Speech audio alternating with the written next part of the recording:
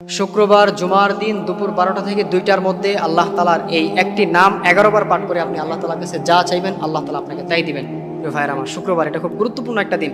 এটা হচ্ছে একটা আমলের অন্যতম একটা দিন। বিশেষ করে আমরা যারা মুসলিম আছি, এই শুক্রবারটা হচ্ছে আমাদের জন্য একটা ছুটির দিন। যারা জব করে, চাকরি বাকরি করে, তাদের জন্য শুক্রবারটা কিন্তু ছুটির দিন।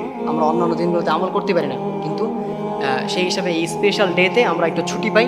বিশেষ করে এই শুক্রবার দিন আমরা একটু আমলটা বেশি বেশি করবো, কেননা এই শুক্রবার হচ্ছে খুব গুরুত্বপূর্ণ একটা দিন। এই শুক্রবারই কিন্তু কিয়ামত হবে, শুক্রবার দিন আসরের নামাজের পরে কিয়ামত হবে। সুতরাং এই শুক্রবারে আমরা একটু বেশি বেশি আমল করার চেষ্টা করব, আমরা একটু প্রস্তুতি নেব, আমরা একটু নামাজ কালামগুলো ঠিক মতো করবো। বিশেষ করে শুক্রবার দিন, একটু জুমার দিন আমরা একটু আগে ভাগে মসজিদে গিয়ে বিশেষ করে আমরা এই আমলটা করবো 12টা থেকে 2টার মধ্যে, অর্থাৎ যে খুতবার যে টাইমটা রয়েছে এই টাইমটা হচ্ছে দোয়া কবুলের একটা অন্যতম টাইম। এই টাইমে আমরা দোয়া করবো। আমরা অনেকেই আছি যে দোয়া কবুল হয় না, অনেকেই বলেন যে দোয়া কবুল হয় না, অনেক দোয়া করি, কোনো ফায়দাই হচ্ছে না, কোনো দোয়া কবুল হচ্ছে না।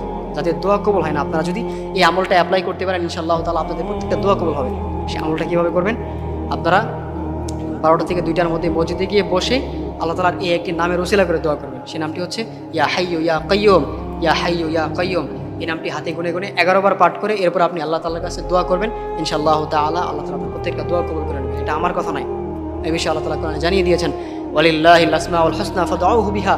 ও গোলামেরা, আমার যে সুন্দর সুন্দর নামগুলো রয়েছে, আমার যে গুণবাচক নামগুলো রয়েছে, তোমরা যদি আমি আল্লাহ তাআলা সেই নামগুলো ধরে আমাকে ডাকতে পারো, আমি আল্লাহ তাআলা তোমাদের ডাকে সঙ্গে সঙ্গে সাড়া দেবো। সুতরাং আমরা অবশ্যই এই জুমার দিনে আমরা এই আমলটা করব। বিশেষ করে দোয়ার পূর্বে আপনারা অবশ্যই দুরূদ পাঠ করে নেবেন। দুরূদের মধ্যে সবথেকে উত্তম দুরূদ হচ্ছে দুরূদ ইব্রাহিম, যেটা আমরা নামাজের মধ্যে পড়ি।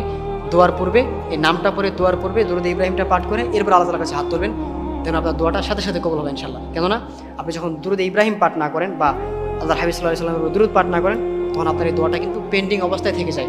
সুতরাং আপনি অবশ্যই দুরূদ পাঠ করে নিয়ে এরপর দোয়া করবেন, আল্লাহ তাআলা আপনার প্রত্যেকটা দোয়া কবুল করে নেবেন। যাদের দোয়াগুলো কবুল হচ্ছে না, আপনারা অবশ্যই এই আমলটা অ্যাপ্লাই করবেন।